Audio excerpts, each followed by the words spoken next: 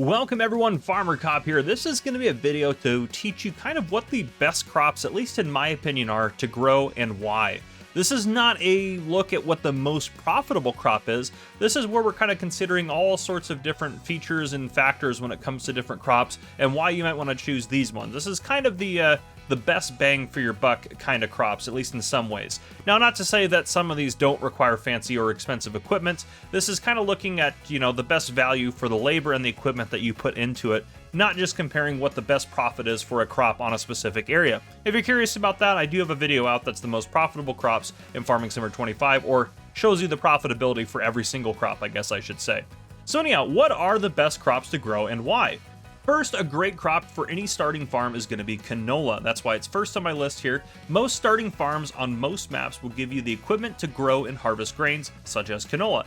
It is one of the most profitable per area compared to most other grain crops and doesn't require you to deal with straw. If you include dealing with straw, it is potential that you can get more money off of like a wheat field or a barley field, but we'll get to that here in a bit.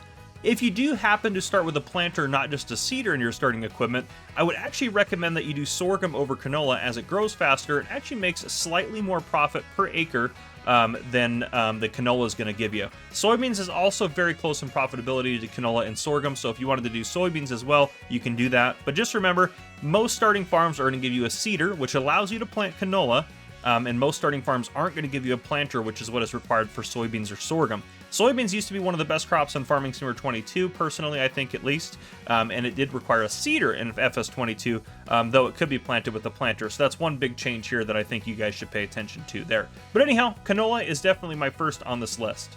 Second is very similar to canola. I did mention dealing with straw. If you're willing to deal with straw or don't mind dealing with straw, I would actually recommend oats.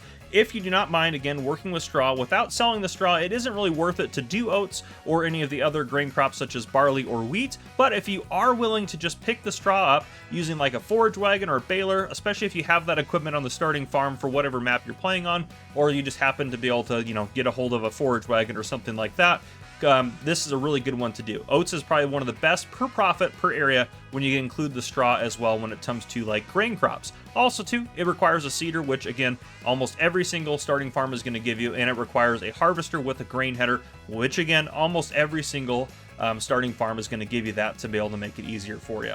And barley and wheat, again, they're not bad either. They are just behind it in terms of profitability, but I think oats are just a little bit easier and a little bit quicker to grow than wheat and barley. Now that we've gone over like two of the very basic crops in Farming Simulator, this is where it's going to get a little bit more dicey, and I'll explain and justify why I think these are some of the best crops as well. So the third one on my list is actually cotton. Cotton is really easy in terms of labor, and that's why it is on the list. The big downside to cotton is it requires a very expensive dedicated harvesting unit, which again, I've never really seen a cotton harvester on a starting farm, so you're probably not going to start with it even if you start in new farmer mode. You could start in like a farm manager mode and have enough money probably to get a hold of a cotton harvester, but just be aware it's a very expensive piece of equipment, so you might have to do some other work before you actually get over to cotton.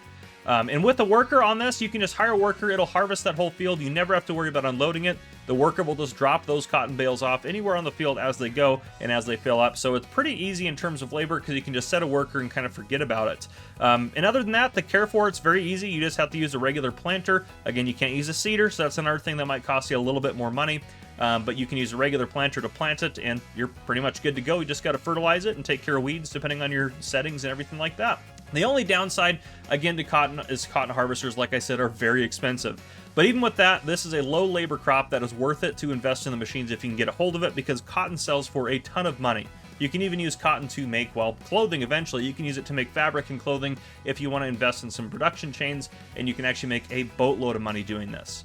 Moving on from cotton, we're actually going to move to my fourth best crop, which is actually going to end up being grass. This is one that is higher in terms of overall labor, but medium in terms of cost of equipment. It is a high yield crop that can make you a lot of money, especially when you turn it into silage, which is what I'd recommend. The downside is you do need specific grass equipment, which can be a little bit pricey to get into because you're going to need a mower for it. You're probably going to want a windrower depending on the mower setup you get. And then you're going to need something, either a bale or something like that, or a baler of some kind to collect it off the field, or you're going to need a forage wagon to pick it off the field. The bonuses, however, again, like I said, the high yield, the decent price for silage, especially for the yield amount, Grass doesn't require replanting, so after you get it planted, you're good to go. You could even lease a seeder if you wanted to plant some fields, and then you could return the seeder and never have to use the seeder again. The other advantage too is regardless of whether you're playing with seasons turned on or off, you can get multiple harvests a year to maximize your profit. I would recommend using like a quick bale mod to bale it and wrap it all at the same time, or I would actually recommend using even better than that as a forage wagon to pick up the grass and then put it in a fermenting silo. There's several cheap ones out there, especially the one by Omatana. It's not too expensive to put down, and then it makes it a lot easier to make silage out of it. Even if you do it the bunker silo method, it is still a relatively profitable crop for the labor that is actually put into it. So I definitely would recommend grass if you want to make a lot of money, but you're not afraid of the work that you're going to put in, because you are going to put in a lot more work. Now, for my 5th crop, I did think about adding a 6th one to this. I do kind of have an honorable mention, actually, but my 6th crop is actually wet rice or regular rice. Now, you might say that seems a little bit crazy, but let me kind of explain why. This is actually a little bit more labor-intensive than it is equipment-intensive. The equipment for rice is very cheap to get. You can get a rice greenhouse to be able to get your rice sapling pallets, which are a lot cheaper to do it that way than from, investing and actually buying them from the store. You can get that for just a few $1,000s. Then you can get a water trailer for a few $1,000s. You don't need a big one. You can use the smallest one in game, and it held plenty of water to be able to help you easily get a lot of water for your rice sapling greenhouse. It doesn't require a lot.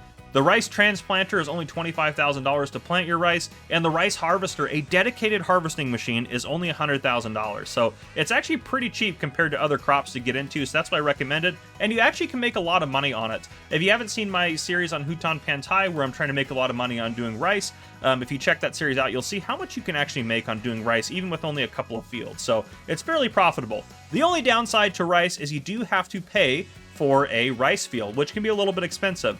But even in my series in Hutan Pantai, what I've discovered is even for like a medium-sized field, you might be looking with a lot of landscaping for that it has to do in order to level out the area. You might be looking at $20,000 to $30,000 to put in that field. So it's still not that expensive.